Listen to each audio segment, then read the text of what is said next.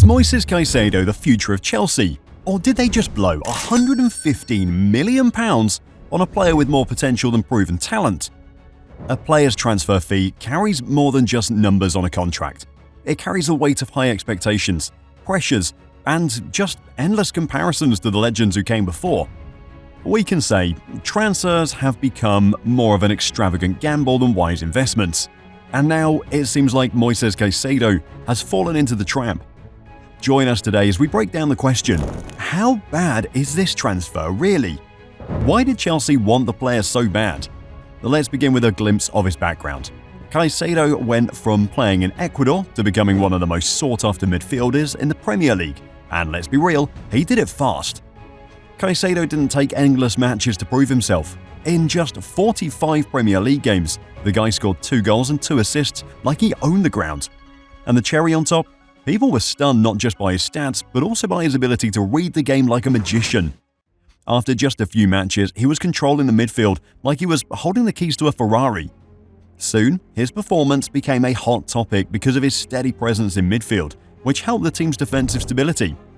And you know who noticed? Literally everyone. From Liverpool to Arsenal, everyone wanted Moises Caicedo. It was like Caicedo was the hottest item on Black Friday that every top club wanted. The result of this glowing reputation? A transfer worth £115 million. Seriously, after just one season, Caicedo was already worth more than most houses in a prime location. That's the kind of hype you can only dream of. But did he live up to all of this? The newly made transfer was all glittering at first, but as they say, not all the glitters are gold. With Caicedo's move to transfer to Chelsea, you couldn't help but feel bad for him. He had a rough start to his Chelsea career. In his very first game against West Ham, he made a big mistake by getting a penalty. After that, it was clear the pressure was on him like a boiling kettle. Suddenly, all eyes were on him. Not only was he the new guy at Chelsea, but he also carried a huge price tag. Without the chance to train with the team during pre-season, Caicedo was thrown straight into the action, facing the huge pressure of playing for a big club like Chelsea. It was like being thrown into the deep end of a pool when you've only just learned to float. He even admitted feeling overwhelmed by the pressure of his new role and the huge expectations that came with his record-breaking price tag.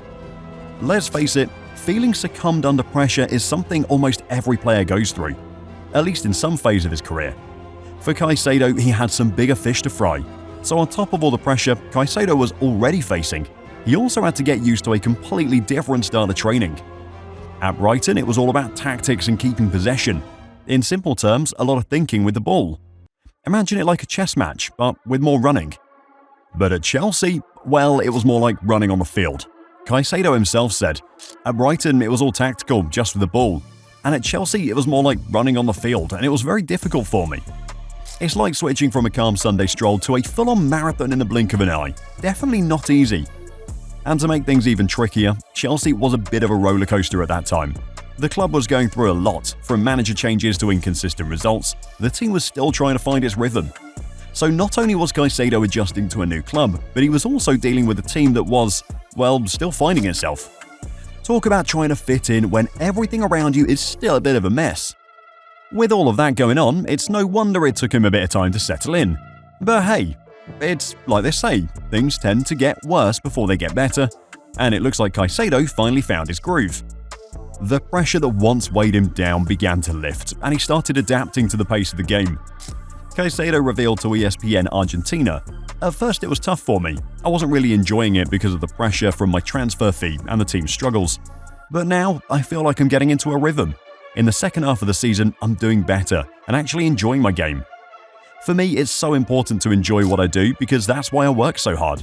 I've been giving it my all in training, always with a smile. Now I can honestly say that with every game, I'm growing more confident, helping the team and feeling happy." As of now, Chelsea is looking pretty strong. They've managed 5 wins and just 2 losses, totaling up to 19 points. Oh, and here's the kicker, they've scored 21 goals. Not bad at all for the Blues. Looks like they're getting the hopes high for their fans. Caicedo himself averages 53 passes per game with an 88% accuracy, which is pretty solid but a bit behind some top players in similar roles. So while Caicedo is still trying to find ground, his stats are pretty impressive. And while he's not exactly flying high, Caicedo's pretty optimistic. He's all about the team pulling together and making it work, one game at a time. So is the transfer fee really that bad? Soccer transfer fees are breaking the barriers these days. Just 6 years ago, Neymar's record-breaking €222 million move to PSG had everyone's jaw on the floor. Back then, a transfer above €100 million was a big deal. Now, well, it's almost routine. This year, players like Declan Rice, Enzo Fernandez, Mykhailo Mudryk, and Jude Bellingham all joined their new clubs for over €100 million. Talking about Moises Caicedo, he has become the poster child for this new transfer madness. Chelsea had been chasing him for a while, but then Liverpool swooped in with a €111 million offer to Brighton, where Caicedo was playing. Liverpool was ready to break their own transfer record for him, but guess what? Caicedo seems to prefer Chelsea. What's crazy about Caicedo's story is how fast his value rose. Just 3 years ago, in 2021, Brighton signed him from a small Ecuadorian club for a mere €4.5 million. Now he's in a bidding war worth over £100 million. If that doesn't show how quickly the transfer market is changing, I don't know what does. A big part of the rise in transfer fees is due to wealthy club owners, like the ones behind Saudi Arabian teams. For example, Al Hilal reportedly made a €300 million offer for Kylian Mbappe. And let's talk about the Premier League's wallet for a second.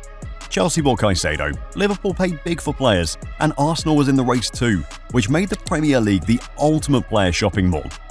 On top of all that, Real Madrid spent €103 million on Jude Bellingham, which was about half of all the Spanish clubs spending combined. The transfer market is wild and unpredictable, and club owners just want the best for themselves. They clearly don't care what the prices are. Now the real question is, will Moises Caicedo live up to the expectations and prove his worth of the £115 million transfer fee? Let us know in the comments below. And don't forget to like, share and subscribe to Matchday Moments for more football fun and madness.